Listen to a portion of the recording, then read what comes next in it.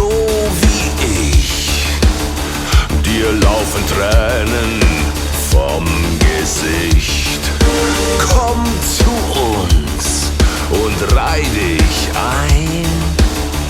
Wir wollen zusammen traurig sein. Komm mit. Komm mit.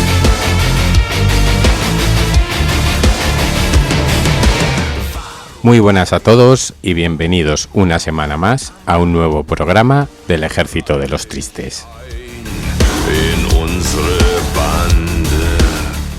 Después del pequeño parón volvemos con energías renovadas y con ganas de empezar este programa especial como os prometí. El concierto de Rammstein del pasado 23 de junio fue un auténtico espectáculo. Creo que ha sido la quinta vez que les veo en directo y la verdad que en relación al sonido no me pareció muy bueno. Quizá porque estaba situado a media pista y un estadio de fútbol como el Metropolitano no es el sitio perfecto para tal espectáculo, pero visualmente me pareció una pasada.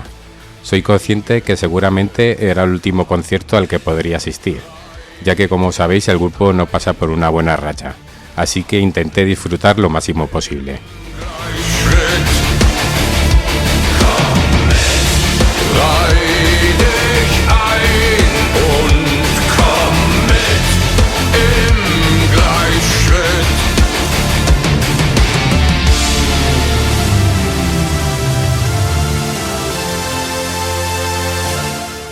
También quería dar las gracias a Vanessa y a Enrique, dos grandes amigos que tengo de Alicante desde hace unos cuantos años, que organizaron una fiesta después del concierto en una sala de Madrid y que repartieron bastantes regalos relacionados con la banda.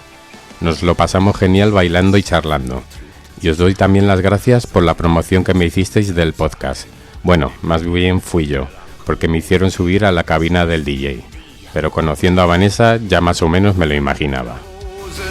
Partei der Hoffnungslosen, werde Mitglied, trete ein, jeder darf es sein, herein, Hand in Hand, nie mehr allein.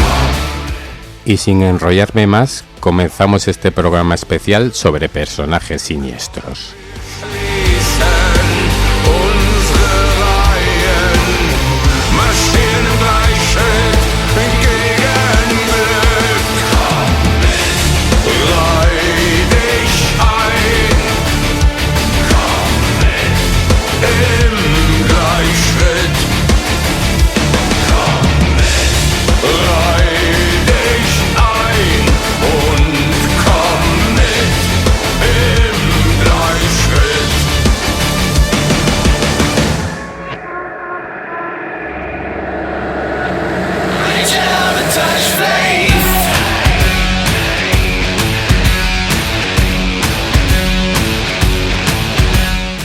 Comenzamos el especial con un individuo que nació 12 años después que Jesucristo, Calígula.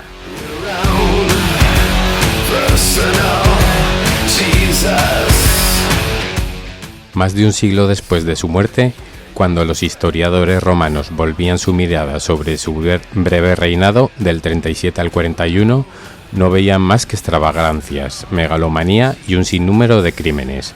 El paso del tiempo no había hecho más que ensombrecer el recuerdo de aquel emperador de la dinastía Julio-Claudia, que a los 25 años había sucedido a su tío abuelo Tiberio y que murió en un pasillo de palacio, apuñalado por los oficiales del ejército sublevados contra su tiranía. Para Suetonio y Dion Casio, Calígula fue en efecto un déspota. Más que eso, un monstruo de que tal cabía enumerar adulterios, confiscaciones y actos de crueldad.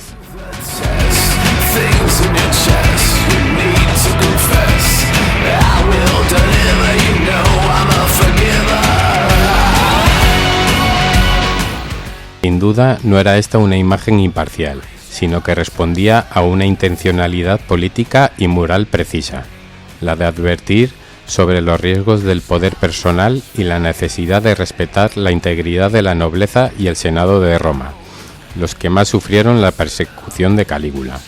Con este fin, los autores posteriores mezclaron los hechos ciertos como rumores, exageraciones y elementos puramente fabulosos, los que hoy hace difícil tener una visión objetiva del personaje y las circunstancias en que se movió. Además, en su execración de Calígula, los autores antiguos introdujeron una hipótesis explicativa que ha pervivido hasta la actualidad, la de la locura del emperador. Ya el filósofo Séneca veía señales de desequilibrio mental en el mismo aspecto físico del emperador, en sus ojos torvos y emboscados, bajo una arrugada frente. Solo así podría explicarse los desmanes de aquel joven que, por lo demás, como reconocen hasta los cronistas más hostiles, poseía notables dotes intelectuales.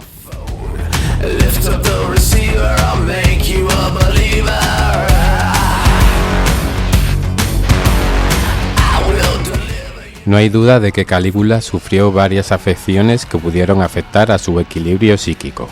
Suetonio menciona que durante su infancia sufrió ataques de epilepsia, pero al parecer estos desaparecieron en la edad adulta, aunque consta que a veces tenía desfallecimientos de los que costaba recobrarse. Se sabe asimismo que sufría insomnio. Según Suetonio, nunca conseguía dormir más de 3 horas, e incluso en ese tiempo lo asaltaban extrañas pesadillas. El mismo historiador afirma que el emperador se levantaba de la cama, se sentaba a la mesa o paseaba por las galerías del palacio, esperando e invocando la luz. Esa pudo ser una de las causas de la irascibilidad y crueldad del emperador, aunque otros autores, como Séneca, dan la explicación inversa. Las noches en vela le servían para mantenerse alerta, vigilar y planear actos criminales.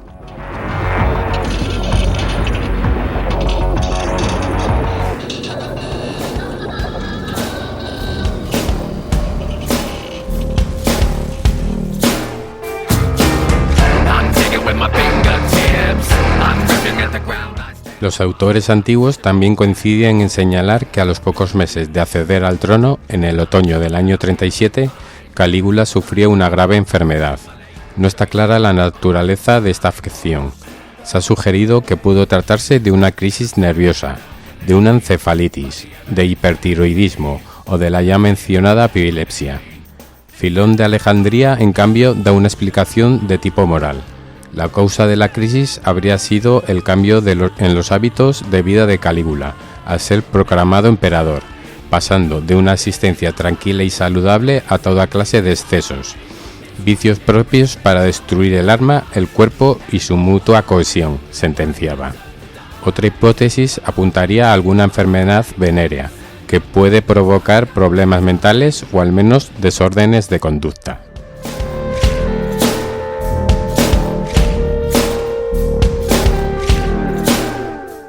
Los estudiosos actuales han desistido de encontrar una causa física determinada para la supuesta locura de Calígula, y ni siquiera creen que ésta se hubiera originado en un momento preciso.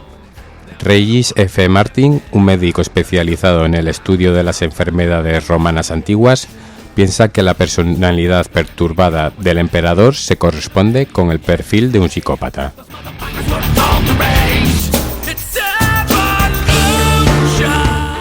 Técnicamente, la psicopatía es un trastorno antisocial de la personalidad.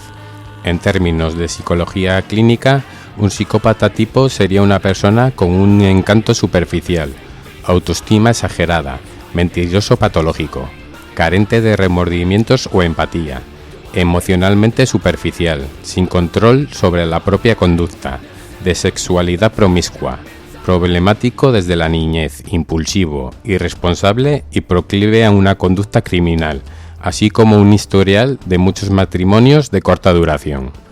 Hay que admitir que estos rasgos se ajustan muy bien al retrato que Suetonio y otros autores hacen de Calígula.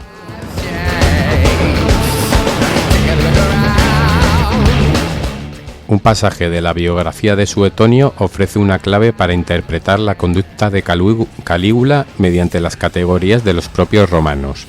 El emperador habría dicho en una ocasión: «No hay nada en mi naturaleza que salte o apruebe más que mi adriatepsia», un término griego que podría traducirse como desfachatez, falta de pudor o de vergüenza, pero también como indiferencia respecto a las consecuencias de sus actos sobre los demás. En el mismo pasaje, Suetonio recuerda una ocasión en la que Calígula fue reprendido por su abuela Antonia, y en vez de inclinarse ante su autoridad, le espetó: «Recuerda que todo me está permitido, y con todas las personas». El orgullo desmedido de quien se sabe destinado a reinar se dio la mano con una total falta de escrúpulos morales para producir el monstruo del que hablaba Suetonio.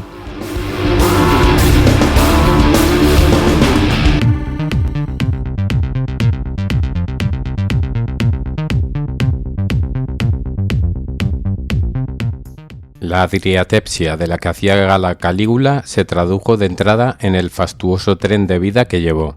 En apenas un año, Calígula dilapidó la fortuna de 3.000 millones de sestercios heredada de Tiberio. Según Dion Casio, empezó a gastar en caballos, gladiadores y en otras cosas semejantes sin ningún freno, y vació en poquísimo tiempo el dinero atesorado, que era mucho. De sus banquetes se contaban asombrosas historias sobre panes y manjares cubiertos con láminas de oro o sobre perlas costosísimas disueltas en vinagre. Se le atribuía, pues, la célebre anécdota del festín ofrecido por Cleopatra a Marco Antonio. Con ello, además, forzaba la emulación por parte de los nobles que querían agasajarle invitándole a sus comidas. Séneca cuenta que uno de ellos gastó en una velada la exorbitante suma de 10 millones de sestercios.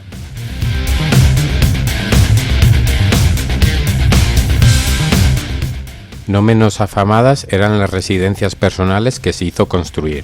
Tanto en Roma, su nueva mansión en el Palatino tenía como vestíbulo el templo de Castor y Pólux, como en sus lugares preferidos de retiro, Nemi, donde hizo construir sus 2 célebres navíos gigantes, auténticos palacios flotantes, y la Campanía. En la bahía de Bayas, cerca de Nápoles, ordenó construir un puente de barcos para jactarse de cruzar el Golfo en su carro portando la coraza de Alejandro Magno, que mandó traer desde Alejandría para la ocasión.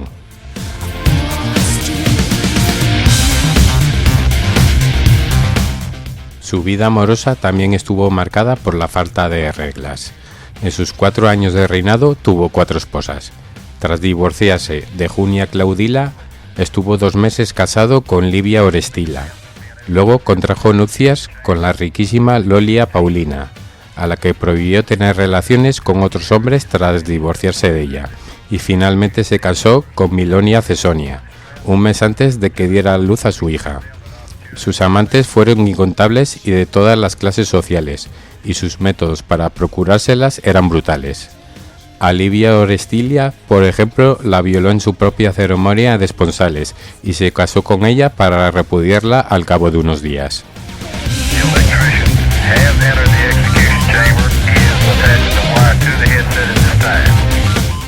Sin duda hay una porción de infundio póstumo en estas acusaciones, como también en la de haber cometido incesto con sus hermanas, especialmente con Julia Drusila, su preferida. De hecho, frente a lo que dicen Suetonio y Dion, los contemporáneos Séneca y Filón nada mencionan al respecto, pese a que en otros aspectos cargaron las tintas contra el emperador.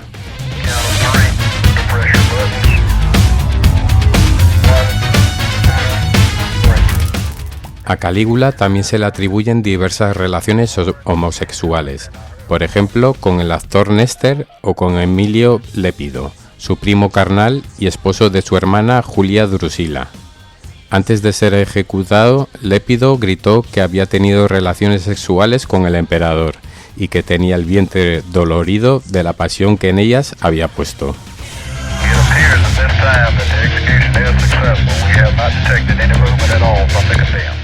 Nada parece confirmar mejor la psicopatía que se ha atribuido a Calígula que sus actos de crueldad, a menudo puramente gratuita.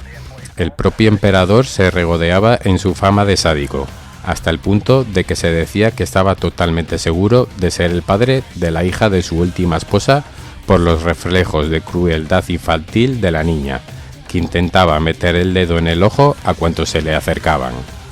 A que sin duda también aquí resulta difícil discriminar entre los hechos ciertos y las invenciones pergeñadas para denigrar la memoria del emperador.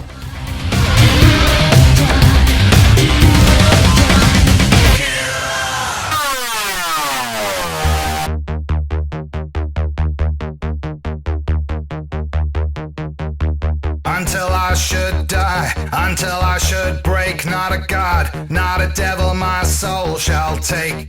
If I should lie to betray myself, then I would damn myself and my soul forsake. I don't want 15 minutes, want a whole lot more, don't want to suffer the fools and the spoils. Un ejemplo del modo en que Calígula podía ensañarse con aquellos que perdían su favor por los motivos más fútiles, lo ofrece el caso de Nervio Sutorio Macrón.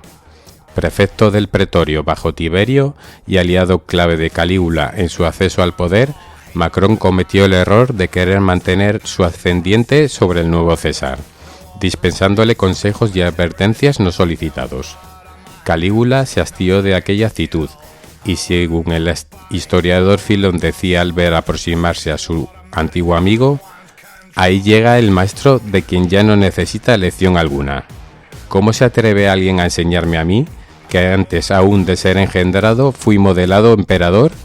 ¿Cómo se atreve un ignorante a enseñar a quien sabe? Para deshacerse de él, Calígula ideó una estratagema característica. Tras ofrecerle un cargo en Egipto, hizo que la acusaran de lenocinio, esto es, de inducir a su esposa a prostituirse, algo de lo que el propio Calígula podía dar fe porque había sido amante de Enia, la mujer de Macrón. Para transmitir los bienes a sus descendientes, el matrimonio se suicidó.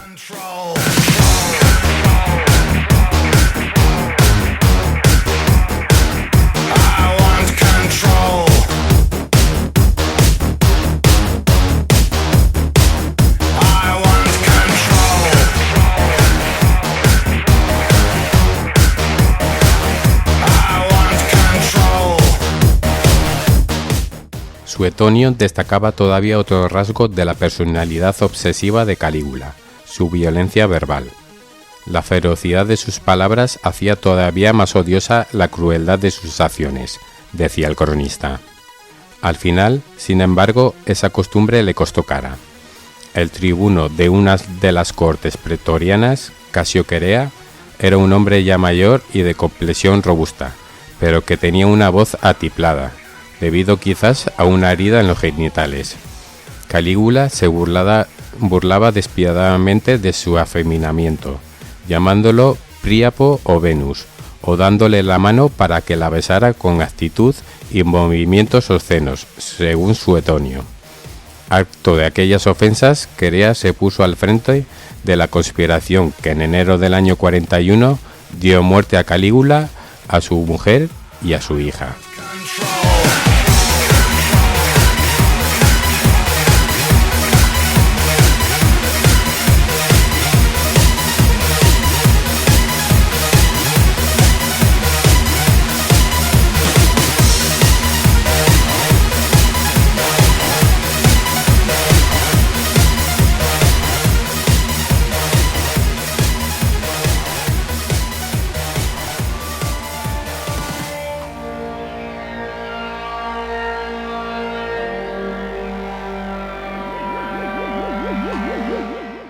Esta es una historia sombría manchada de sangre, atormentada por la tortura, sensacionalista por el sexo y cada vez más discutida por los estudiosos. Según el relato, la condesa húngara Elizabeth Bathory, nacida en 1560 y muerta en 1614, podría haber sido una maníaca asesina o un peón incriminado por familiares y enemigos, deseosos de apoderarse de sus propiedades. Now die. Bathory suele ser proclamada la asesina en serie más prolífica de todos los tiempos, acusada de matar a más de 600 mujeres jóvenes en el interior de sus fastuosos castillos. Según la leyenda, creía que bañarse en su sangre virginal le otorgaría la juventud eterna. En lugar de eso, se aseguró de vivir mucho tiempo en la infamia. El supuesto sadismo de Bathory ha inspirado películas, obras de teatro, óperas, programas de televisión e incluso videojuegos.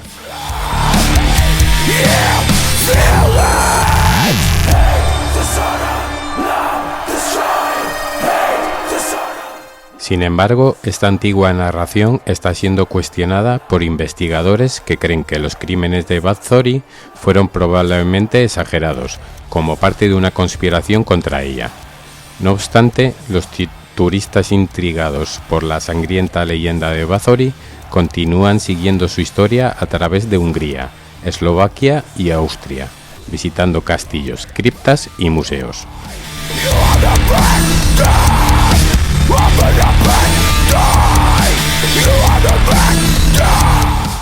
Los visitantes de la ciudad húngara de Győr-Bátor, a unos 273 kilómetros al este de Budapest, pueden mirar a la condesa a los ojos en el castillo y museo de cera de Bathory, que exhibe efigies de cera de ella y sus familiares. El museo ocupa el castillo renovado donde en 1560 nació la condesa en el seno de una rica dinastía que controlaba Transilvania, actual región de Rumanía.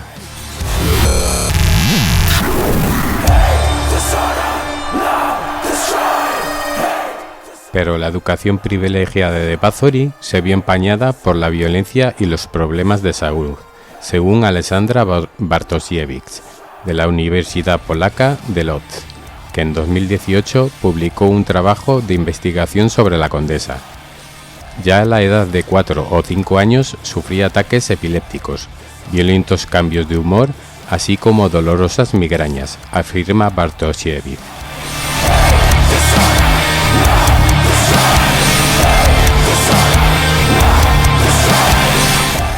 Bathory también estuvo expuesta a la brutalidad.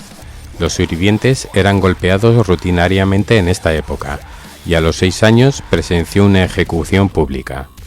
A los 13 años, Bathory se comprometió con el conde Francisco Nadasdy, de 18 años, perteneciente a otra influyente familia húngara, y se casaron 2 años después. Con el tiempo, tuvieron 4 hijos.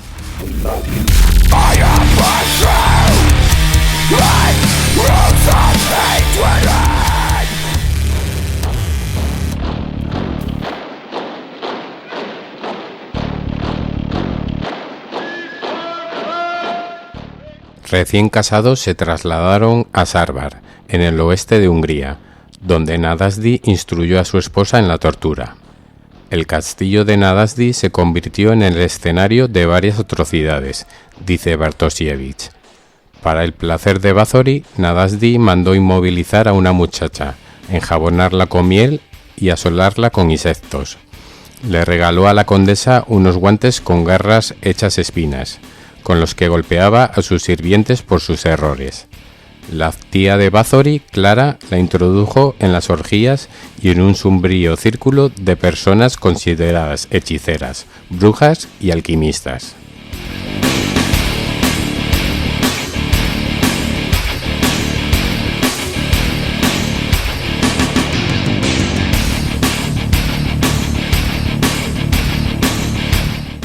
La violencia de Bathory alcanzó su punto álgido en otra gran fortaleza. Los restos desmoronados del castillo de Kastnice son ahora una espeluznante atracción turística que se cierne sobre la ciudad, en el oeste de Eslovaquia, a 80 kilómetros al noroeste de la capital, Bratislava. Los visitantes pueden recorrer este elevado emplazamiento desde el que se escucharon escalofriantes sonidos que viajaban ladera abajo a principios del siglo XVII.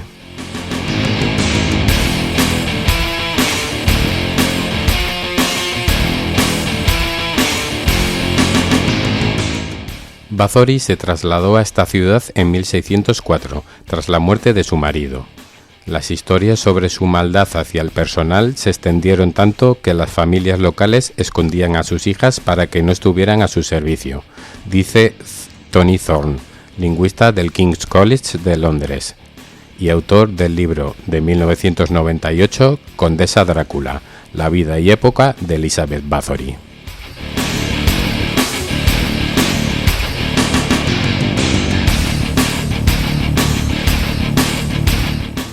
Lo que finalmente acabó con la condesa viuda fue la extensión de sus abusos a las víctimas de una clase superior, dice Rachel Bledsoe, profesora adjunta del Departamento de Historia del Highland College del estado de Washington. Matar a siervos y sirvientes, que de hecho tenían menos derechos, era una descortesía, pero no era realmente ilegal para un noble, dice Bledsoe, que escribió una tesis sobre Bathory. Matar a tus compañeros nobles, incluso a los de menor rango, era un problema mucho más grave y no se podía ignorar.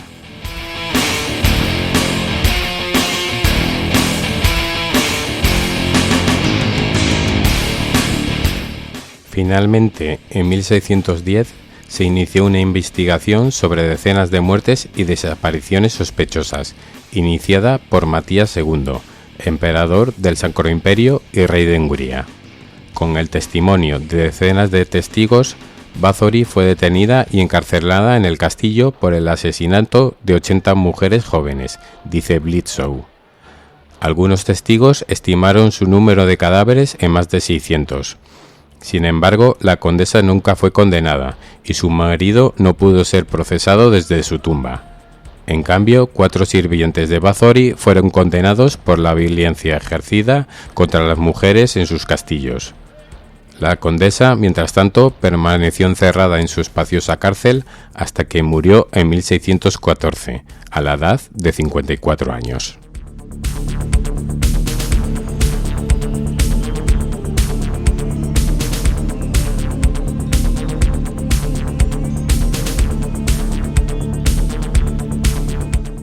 Este castillo siguió siendo ocupado por la nobleza durante casi un siglo. Hoy en día, los visitantes pueden participar en visitas guiadas al infame lugar y visitar una exposición en la mansión de Rakovich, donde una estatua de madera de ella domina la plaza de la ciudad.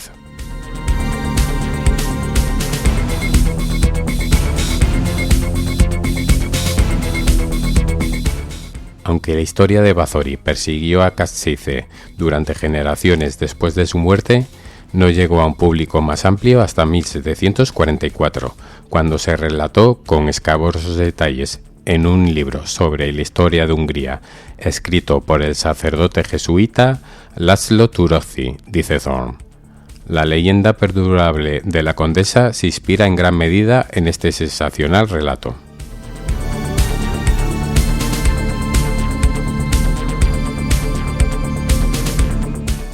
En la década de 1980 se empezó a cuestionar este relato, dice Thorne. Un libro de 1982 del archivero eslovaco Josef Kocis detalló nuevos aspectos de la vida de Bathory, que varios investigadores han utilizado desde entonces como prueba de una probable conspiración contra ella.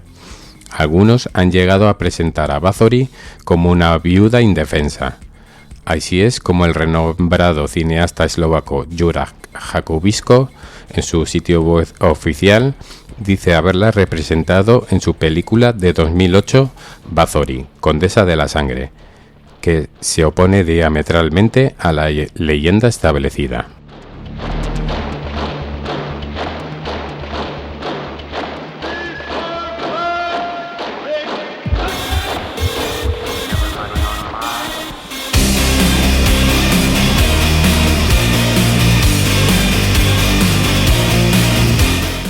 Otros, como Bartosiewicz y Thorne, son más moderados en sus opiniones. Dicen que los crímenes de Bathory fueron probablemente exagerados para desacreditarla, una conspiración de sus parientes y de los Habsburgo, la dinastía que gobernaba el Sacro Imperio Romano Germánico, que incluía Austria y Hungría, y primos de los reyes de la monarquía hispánica.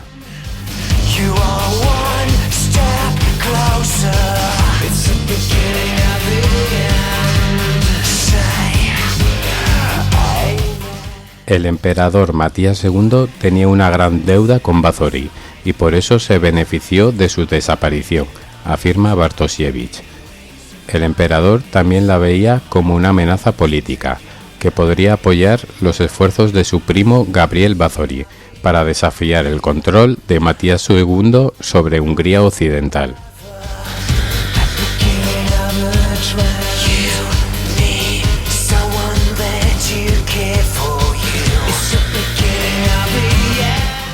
El encarcelamiento de la condesa no solo ayudó a sus rivales, sino también a sus allegados, a Cima Thorne.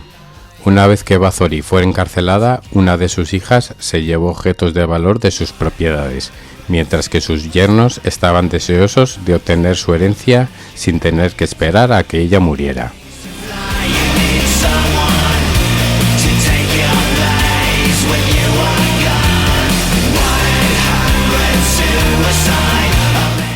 Sin embargo, Bledsoe no está convencida de que Bathory fuera objeto de una conspiración. Dice que cuando el marido de la condesa murió, fue su hijo quien heredó sus dominios y sus deudas. A pesar de las crecientes dudas sobre su veracidad, la macabra leyenda de la condesa asesina en serie está destinada a persistir, dice Thorne.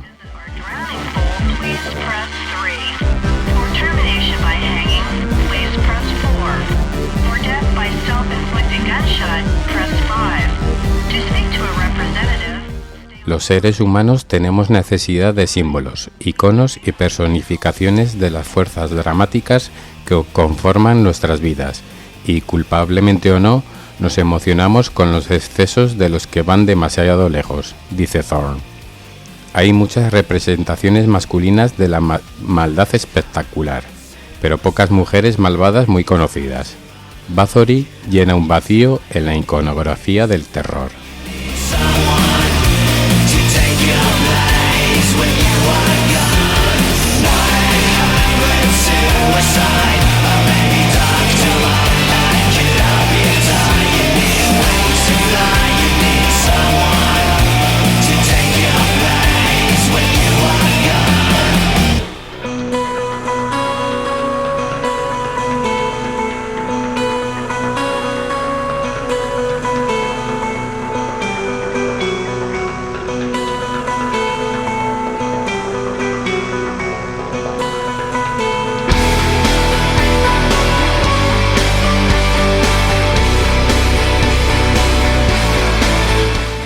Conde de Saint-Germain, Marqués de Montferrat, Caballero Schwenin, Príncipe Ragozzi. Tuvo muchos títulos, pero nadie supo nunca la identidad real ni los orígenes de uno de los personajes más misteriosos y excéntricos que viajaron por la Europa del siglo XVIII y que se codeó con reyes, filósofos y aventureros igualmente excéntricos como Giacomo Casanova.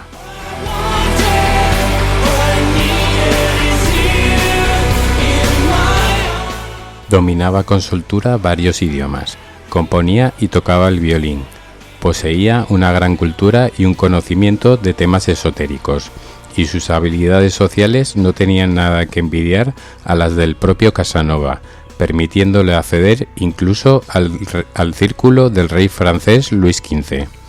Como el aventurero veneciano, también fue objeto de innumerables chismes y leyendas, exageradas hasta un nivel incluso mayor que el de este.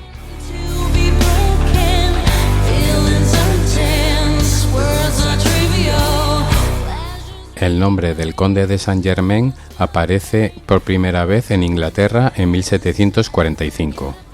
Horace Walpole, historiador del alce, menciona en una carta: el otro día arrestaron a un hombre extraño, que se hace llamar conde Saint-Germain. Ha estado aquí estos 2 años, y no dice quién es ni de dónde, pero profesa 2 cosas increíbles. La primera, que no usa su verdadero nombre, y la segunda, que nunca tuvo relaciones con ninguna mujer. Canta, toca maravillosamente el violín, compone, está loco y no es muy sensato. Se dice que es italiano, español o polaco, que se casó con alguien de gran fortuna en México y huyó con sus joyas a Constantinopla. Un sacerdote, un violinista, un gran noble. El príncipe de Gales ha manifestado una curiosidad insaciable por él, pero en vano. Sin embargo, nada se ha hecho en su contra. Ha sido puesto en libertad. Y lo que me convence de que no es un caballero se queda aquí. Y dice que lo toman por un espía.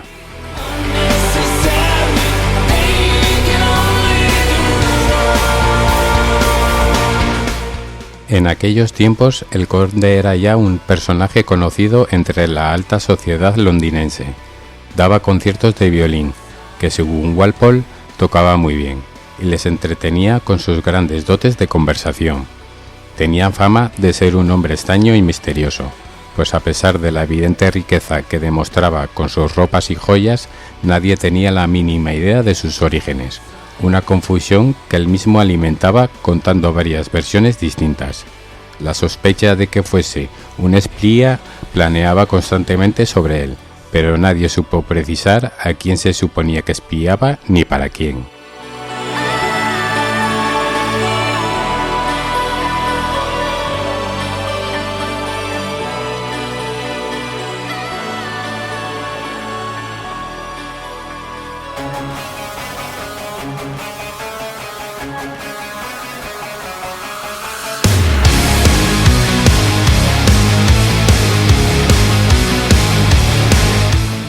A finales de aquella década, el conde partió hacia la corte de Luis XV en Francia, al que accedió mediante la mediación de Madame de Pompadour, la amante oficial del rey francés, cuyo favor se había ganado gracias a su don para la conversación y a algunos trucos de cosmética de dudosa eficacia que le había enseñado. Permaneció más de una década en la corte, desempeñando encargos tan importantes como el de mediador durante la Guerra de los 7 Años entre Francia y Gran Bretaña, a veces extralimitándose en sus funciones y moviéndose libremente por varios países de Europa, con pasaportes y nombres falsos.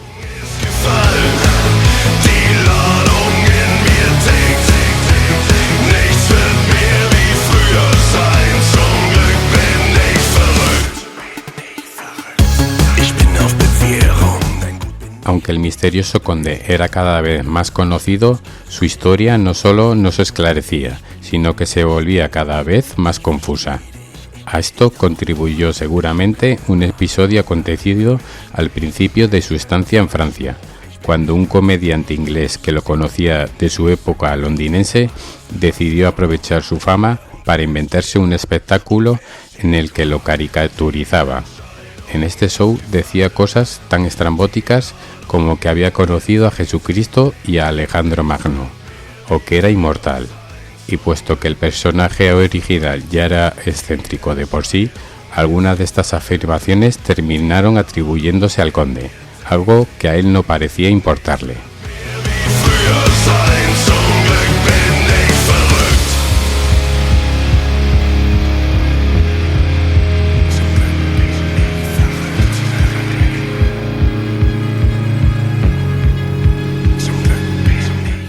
En París coincidió también con Giacomo Casanova, el aventurero veneciano, que a pesar de ser famoso él mismo por sus exageraciones, quedó maravillado por este personaje aún más peculiar que él, del que escribió en sus memorias.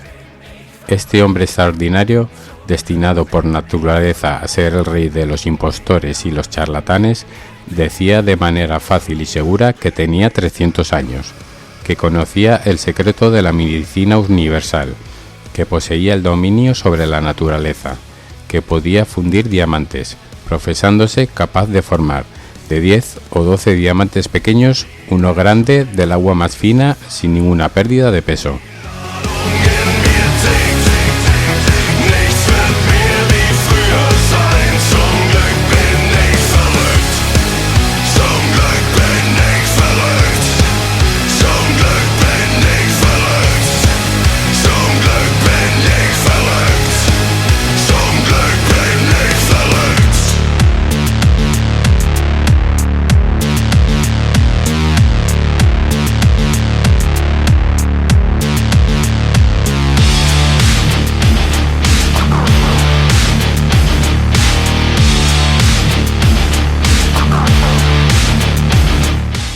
En 1779, tras una vida de aventuras, el conde de Saint-Germain se retiró al ducado de Schleswig, en el norte de la actual Alemania, donde conoció al príncipe Carlos de Hesse-Kassel, un noble que era miembro de varias sociedades secretas y tenía un gran interés en asuntos místicos, como la alquimia, una de las artes que el conde decía dominar. El príncipe le proporcionó un taller en el que ambos trabajaban juntos en la fabricación de gemas y joyas. Fue en este lugar donde murió el 27 de febrero de 1784, dejando tras de sí numerosas composiciones musicales y algunos manuscritos.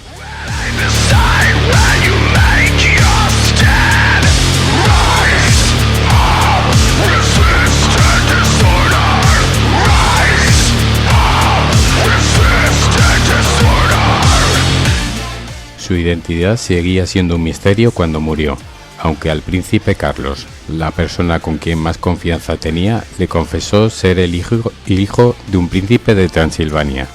Otras teorías que circularon tras su muerte le atribuyeron muchos orígenes diversos, en especial italiano, debido a la predilección que mostraba por este idioma en la conversación y en la música, ya que la gran mayoría de sus composiciones son arias. Según esta teoría, era el hijo ilegítimo de una princesa de Saboya, que había sido educado en la corte de los Medici en Florencia, y había frecuentado la Universidad de Siena.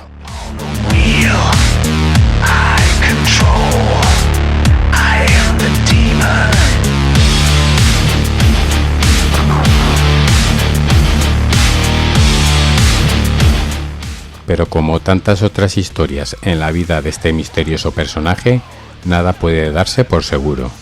Lo que sí es cierto es que sirvió de inspiración para numerosas novelas, entre ellas El Conde de Montecristo, de Alejandro Dumas, cuyo protagonista resulta tan misterioso y sorprendente como Saint-Germain.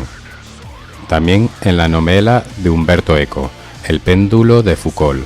El personaje de Agli dice ser el misterioso conde de Saint-Germain, una finción, pero al fin y al cabo, como tantas que rodean al hombre verdadero.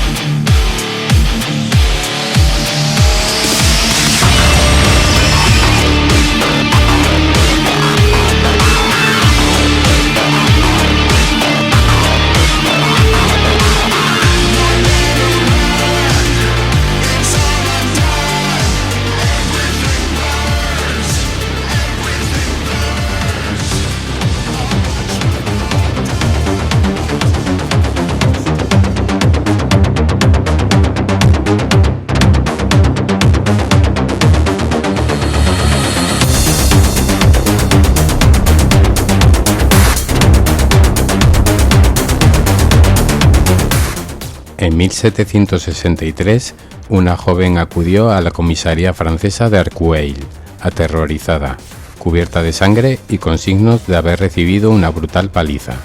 Denunció que la habían fustigado y cortado con un cuchillo y que habían vertido cera hirviendo sobre sus heridas. Cuando la policía le preguntó por el autor de las torturas, la mujer inculpó al marqués de Sade.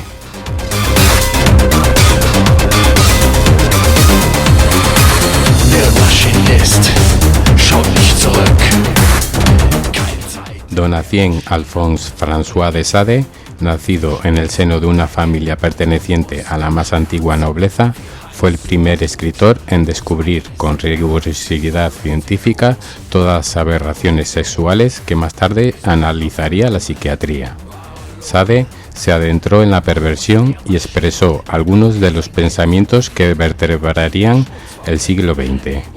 Habló de la naturaleza en términos de evolución un cuarto de siglo antes de que lo hiciera Darwin y relató sus deseos más irracionales 100 años antes de que Freud postulara la existencia del inconsciente.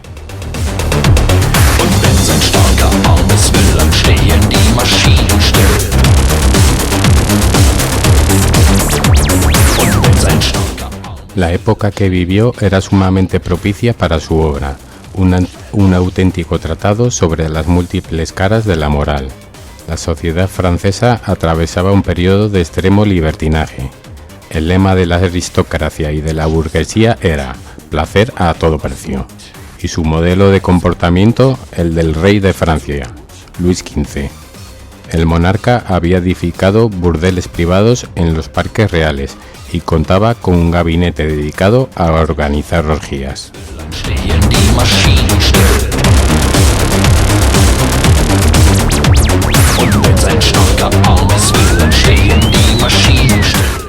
Sade se ganó la fama de disoluto durante sus años de aprendizaje en la Escuela de Caballería de la Guardia Real y ya como teniente en la Guerra de los 7 Años, de 1756 a 1763. Pero su extensa obra literaria comienza con sus escaramuzas con la policía. Como la mayoría de jóvenes aristócratas, el marqués frecuentaba los burdeles parisinos aún después de haber contraído matrimonio, a los 23 años y por deseo de sus padres, con una noble acaudalada. Der Maschinist schaut nicht zurück. Keine Zeit in der Maschinenfabrik. Meses después de la boda, en 1763, tuvo que pagar los excesos que cometió con las jóvenes de un burdel con 2 penas de cárcel. El escándalo corrió como la pólvora entre la sociedad parisina, que lo tildó de monstruo y lo condenó de por vida a ser un paria.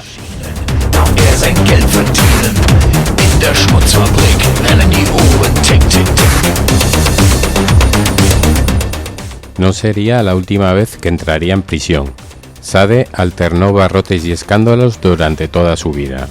Se pasó casi 30 años en 11 cárceles distintas. Fue precisamente la privación de libertad la que le empujó a escribir las obras que lo harían famoso, ya que a través de sus personajes podía llevar la vida que ansiaba.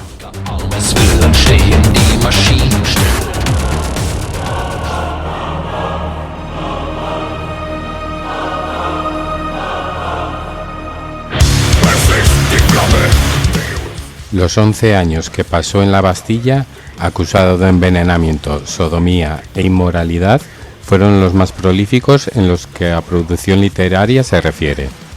Confinado en una torre, dio vida, en un pequeño rollo que escondía entre los ladrillos, a uno de sus más conocidos infiernos, la novela 120 días de Sodoma. Más tarde concebiría su polémico diálogo entre un sacerdote y un moribundo, en el que dejó patente su ateísmo.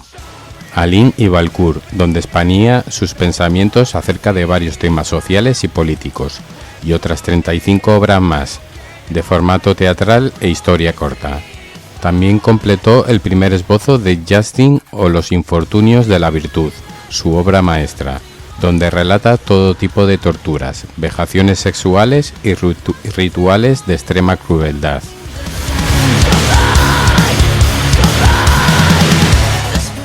En 1789 estalló la Revolución Francesa y se liberó a los presos de la Bastilla. Sade salió a una Francia muy cambiada y al poco tiempo devino políticamente muy activo. 3 años más tarde lo nombraron secretario del Club Jacobino, coincidiendo con el comienzo del reinado del terror a manos de Robespierre. Sin embargo, pronto abandonó el cargo, horrorizado por los miles de ejecuciones indiscriminadas. Paradójicamente, decía no soportar la visión de la muerte de una persona anónima, pese a que él había torturado, desangrado e incluso asesinado para excitar sus pasiones.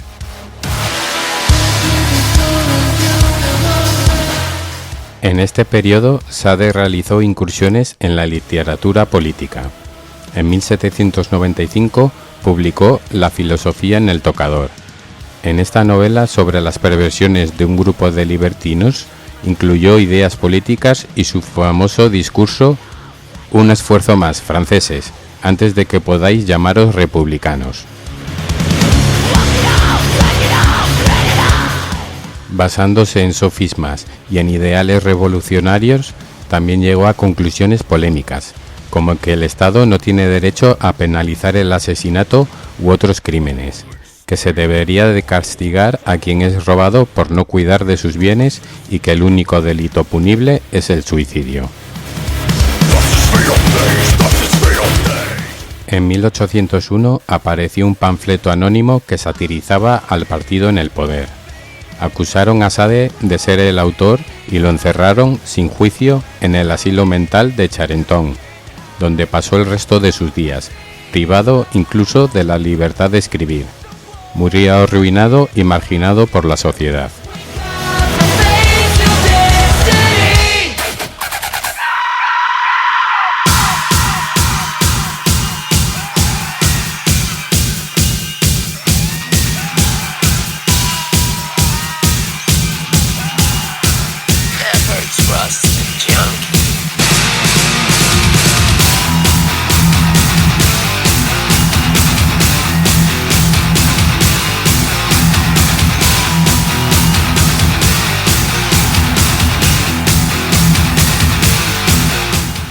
Los seguidores de la serie televisiva American Horror Story seguramente se habrán quedado sorprendidos con uno de los personajes aparecidos en la tercera temporada, estrenada en 2013 bajo el subtítulo Coven, con la brujería y el vudú del Nueva Orleans decimonónico como escenario.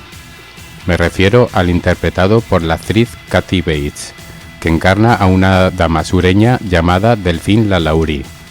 No se trata de un rol de ficción, porque LaLaurie existió realmente, para desgracia de los esclavos que tuvieron que sufrirla.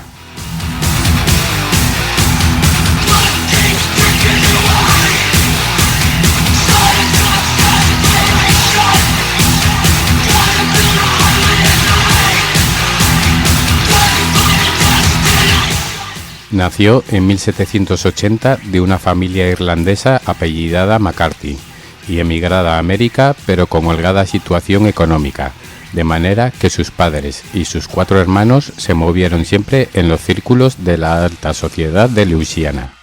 De hecho, la joven Delphine se casó en el verano de 1800 con un caballero español, Ramón de López y Angulo, cónsul general de nuestro país en aquel estado.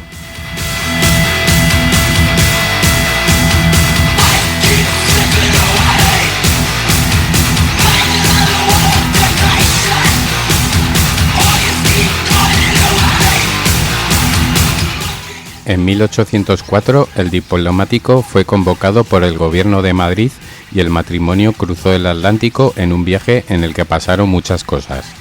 Delphine, que estaba embarazada, dio a luz a bordo del barco y después llegó a conocer a la reina, que por entonces era la primera esposa de Fernando VII, María Antonia de Nápoles. En cambio, su marido, según algunas fuentes, pereció durante la travesía, en La Habana.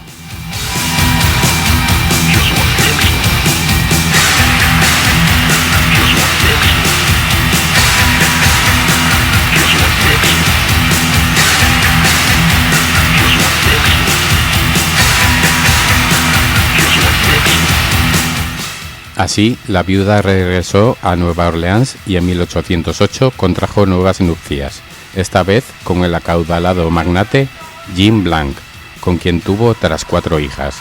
Blanc era anciano y duró poco, apenas 8 años, de modo que, habiendo enviudado de nuevo, Delphine buscó un tercer marido, esta vez más joven que ella, el médico Leonard Louis Nicolas LaLaurie, que a la postre fue quien le dejó el apellido con el que pasó a la historia. Los LaLaurie vivían, no muy felices por lo que se cuenta, en una imponente mansión de 3 plantas y estilo colonial francés en pleno centro urbano, alternando con los círculos más granados.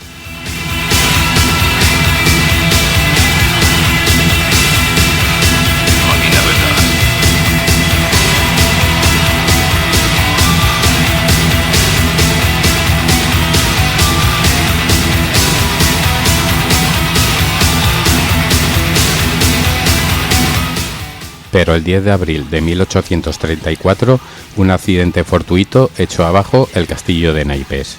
En aquella fabulosa residencia, que estaba en el número 1140 de Royal Street, se declaró un incendio que no la llegó a afectar más que levemente, pero que obligó a intervenir a los bomberos locales, quienes lograron dominar el fuego y entraron a la cocina. Foco inicial. Se encontraron con una desagradable sorpresa. Pronto ampliada al inspeccionar el resto del edificio.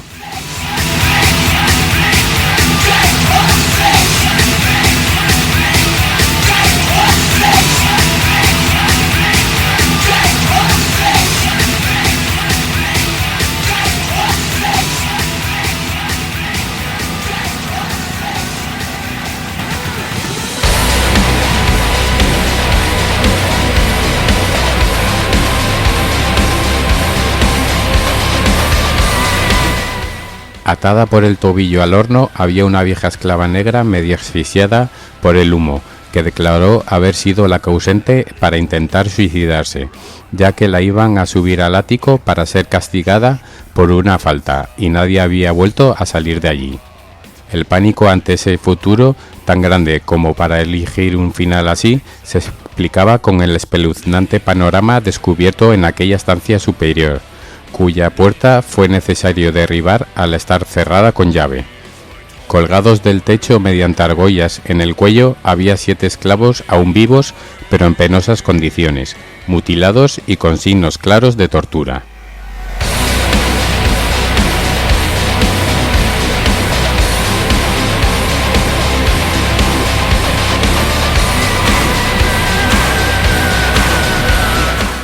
Según dijeron luego al juez Jean-François Canons, que visitó personalmente aquel infernal sitio, llevaban así 4 meses. Heridos, esqueléticos, con la espalda llena de cicatrices por los latigazos recibidos. 2 de aquellos infortunados fallecieron poco después de su liberación. Los otros fueron trasladados a la cárcel, no como prisioneros, sino para dispensarles cuidados médicos, donde les visitaron miles de personas que no acababan de dar crédito a aquella macabra historia. La visión enardeció a la gente, que asaltó la mansión y tuvo que intervenir la policía. El matrimonio se hallaba ausente, pero una de las hijas estuvo a punto de ser linchada.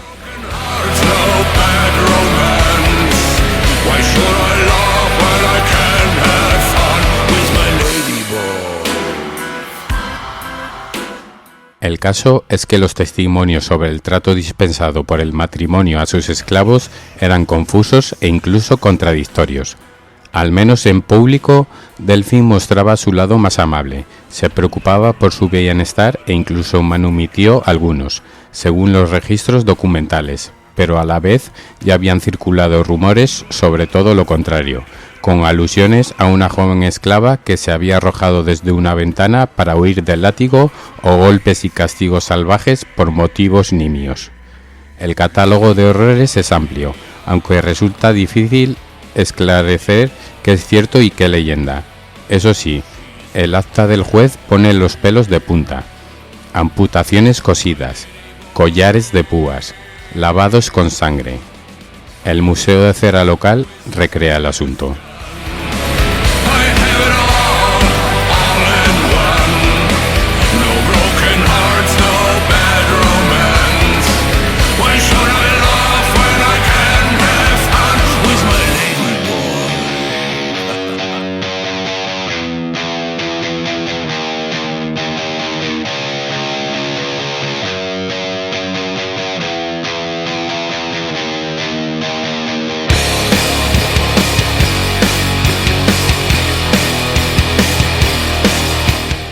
Ante todo esto, el doctor Lalaurie se portó de forma arrogante e impertinente con el magistrado, al que sugirió que no se metiese en los asuntos ajenos. Se supone que a este no le habría hecho gracia el tono, y consecuentemente abrió un proceso público que tuvo considerable seguimiento popular. Se ordenó excavar en los jardines, donde fueron exhumados varios cadáveres. Del fondo del pozo se sacó otro más, correspondiente a un niño. Los hallazgos exaltaron más aún a la gente y fue necesario seguir a puerta cerrada.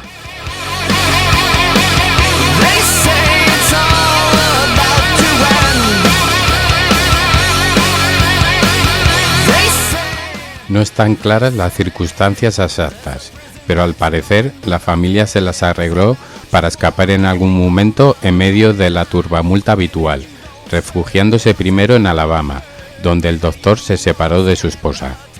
Esta dejó a las hijas a cargo de unos familiares y embarcó hacia París.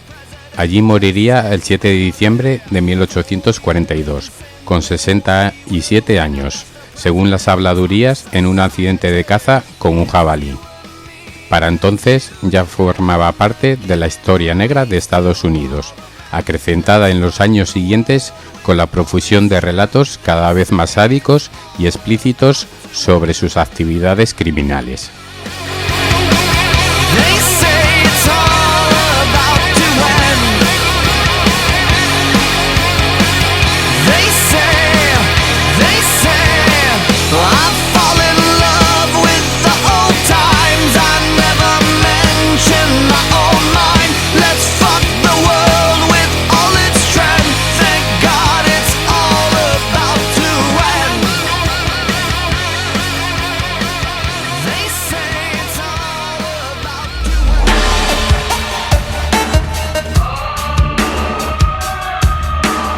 Estás escuchando El Ejército de los Tristes con Alberto Rojo. Das Gift strömt langsam in mein Blut. Ach, ich seh schon Weißes.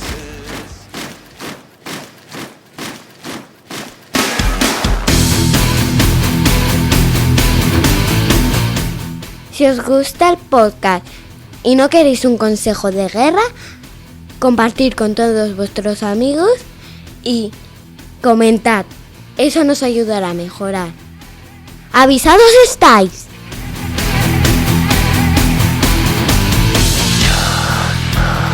Herzen brechen können, Herzen sprechen kann man, Herzen quälen.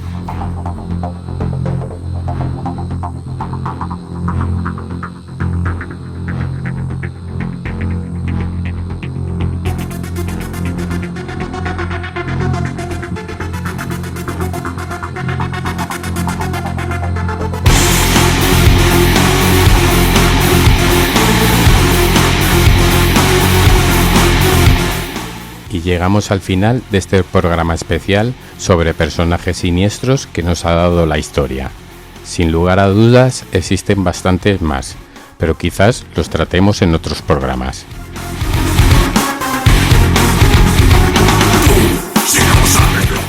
Como suelo hacer, he escogido una canción muy especial para mí. Su título es Impune y es la primera canción del primer disco de la banda alicantina Mindriller, de la cual soy amigo y ferviente seguidor. Es bastante especial para mí porque tuve el placer de componer la letra, que no cantarla. La interpreta uno de los 3 vocalistas de la banda, Dani, al que por cierto pude ver después del concierto de Rammstein. Si me estás escuchando, fue un enorme placer poder saludarte y charlar un rato contigo. Hacía ya bastantes años que no nos veíamos.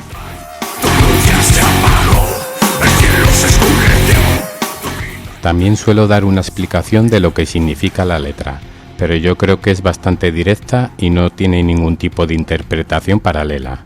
Os informo que he creado una playlist en Spotify con todas las canciones que van apareciendo en el programa y que se irá actualizando cada vez que publique un nuevo programa.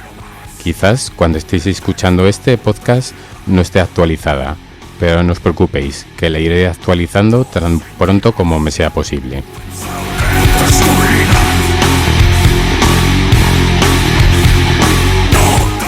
También quiero informaros que he creado una página del programa en Facebook, donde iré publicando los programas y pequeños adelantos de los próximos. Podéis buscar en Facebook por el nombre del programa si queréis seguirme o en mi perfil personal, Alberto Rojo. Y comentaros que el podcast también está disponible en Spotify, Google y Amazon, aparte de iVoox, que es la plataforma oficial. Así que no tenéis excusas para no escucharle donde os plazca.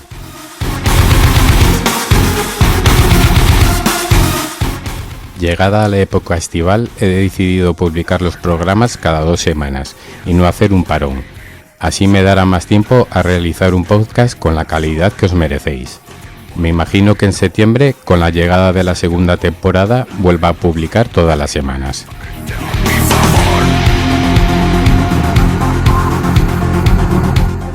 Y sin enrollarme más, os doy las gracias por escucharme. Y os agradecería que si os ha gustado le dierais un like en iVoox y me comentarais vuestras impresiones. Estaréis hartos de escucharlo, pero es una herramienta para conocer vuestras impresiones y ayudarnos a mejorar. Nos escuchamos en el próximo programa del Ejército de los Tristes. No paséis mucho calor y daros mucha cremita si os exponéis al sol. Chao.